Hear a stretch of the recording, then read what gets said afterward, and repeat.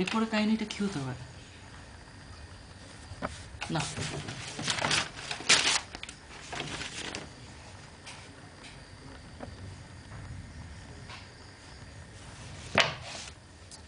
আজ রাতে লেখা মনে হবে না, দিনের জন্য রাখি।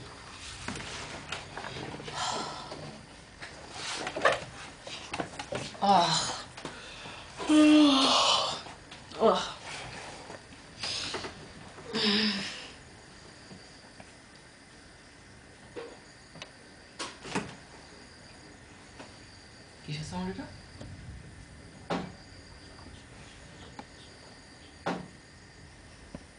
আরে সাউন্ড কিসের?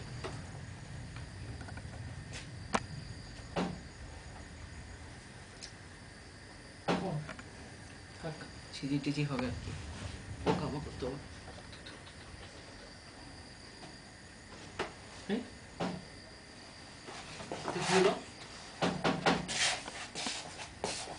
কে ওখানে? কে? কেউ তো নেই। এত রাতে কিসের সাউন্ড?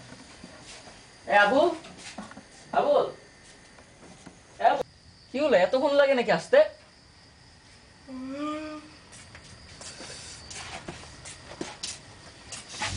এইসব মেহমান নিয়ে যে একটা সমস্যা লাগবে। স্যার বলেন। এই কিছুক্ষণ আগে পাশের রুমে একটা শব্দ শুনলাম, তুমি কি শুনতে পাইছো? স্যার শুনেন স্যার, রাতের বেলা ঘুম পারি বুঝছেন, সকালে ওইটা গন্ধে যাইতো, অনেক কাম কাজ স্যার। না না না, হঠাৎ করে পাশের রুম থেকে সাউন্ড। পাশের রুমে কেউ কেউ থাকে? পাশের রুমটা দেখলাম বন্ধ ছিল।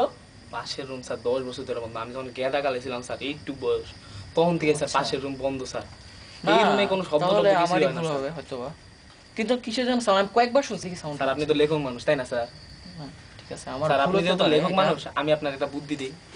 তুলা আছে না স্যার, তুলা, তুলা নিয়ে করবেন কি জানেন, দুটা ফুটা করে কানের মধ্যে ঢুকায় রাখবেন, দেখবেন যে কোনো সাউন্ড হবে না স্যার। আচ্ছা ঠিক আছে, স্যার আমার কথা কিন্তু মাইন্ড করেন না স্যার। না না না, ঠিক আছে ঠিক আছে, আমি বুঝতে পারছি আমার ভুল হতে পারে। আচ্ছা তুমি যাও, ঠিক আছে আমি শুয়ে পড়ছি।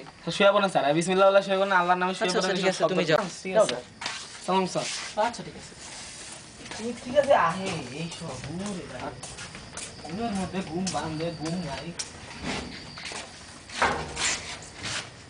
কিসের সাউন্ড এটা? ওই রুম থেকে তোমার আসছে?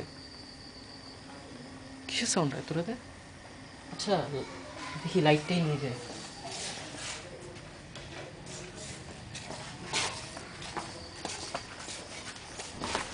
রহিম তো বলেছিল দরজাটা অনেককাল খোলা হয় না, তারাও তো নেই, খুলে যাবে মনে হয়।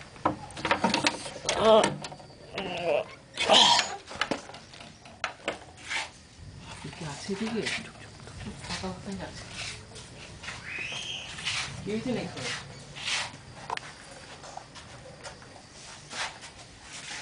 না কেউ নেই, তাহলে চলে যাই, মনে হয় আমার মনের ভুলই হবে। ভালো আছেন লেখক সাহেব?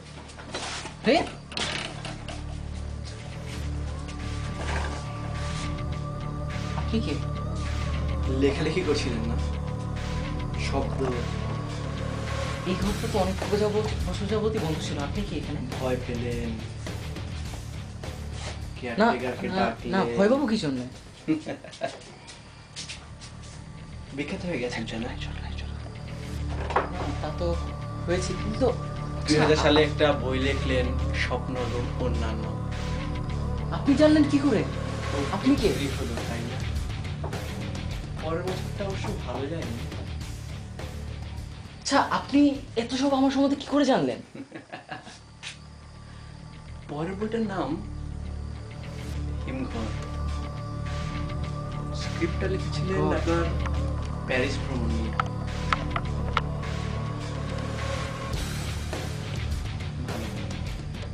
আচ্ছা একটু আপনার সম্বন্ধে কি আমি জানতে পারি? আচ্ছা আপনি আমার সম্বন্ধে এত কিছু জানলেন কি করে, আর আপনি এখানে এলেন বা কি করে? এই ঘরটা তো অনেক বছর যাবত বন্ধ। নিঃশব্দতা আপনার খুব প্রিয়, লেখালেখি করতে আপনার পরিবেশ দরকার হয়, না হলে লিখতে পারেন না। খুব ভালো অফসেট পেপার না হলে অবশ্য আপনার ভালো লাগে না। তো অভিযোগ আপনি আপনার ফ্যামিলিকে সময় কম দেন। হ্যাঁ তা তো দেই, বাইরে অনেকবার আপনি দেখতে গিয়েছেন, লিখেছেন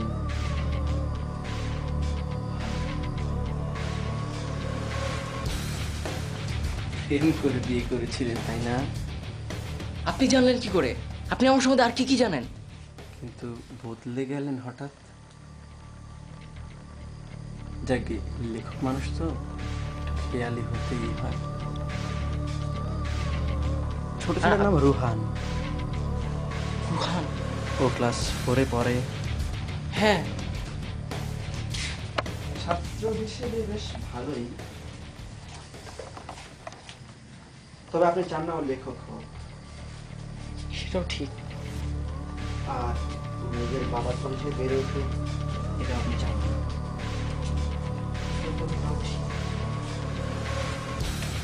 আপনার পরিবার থেকে আপনি অনেকটা বিচ্ছিন্ন।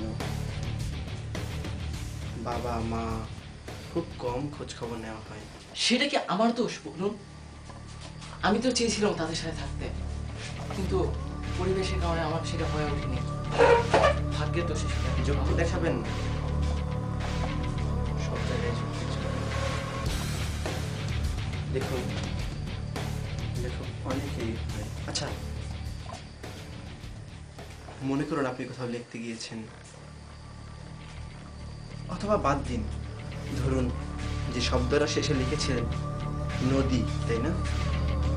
হ্যাঁ, আমি তো তাই লিখেছিলাম। পরে ঘুমিয়ে পড়েছেন। ধরুন ওটাই আপনার জীবনের শেষ শব্দ। আপনি এসব কি বলছেন? লেখক অনেক এসেছেন এখানে, লিখেছেন। আপনি কি বলতে চাচ্ছেন? আগ্রহ, তাই না? মনে করুন আপনার লেখক জীবন শেষ। মানে কি এসব? আপনি কি বলতে চান? আপনি কে? আপনার পরিচয় কি?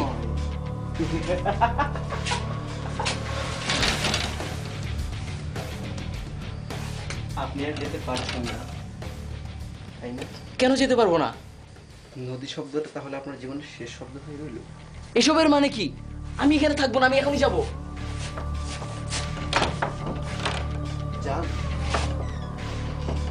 কি হলো? আমার পায়ে কি হলো? আহ! আপনি কে? আপনি আমার সাথে এরকম করছেন কেন? আমার কি হলো? আমার পায়ে কি হলো? না, আমি এখানে থাকবো না। না।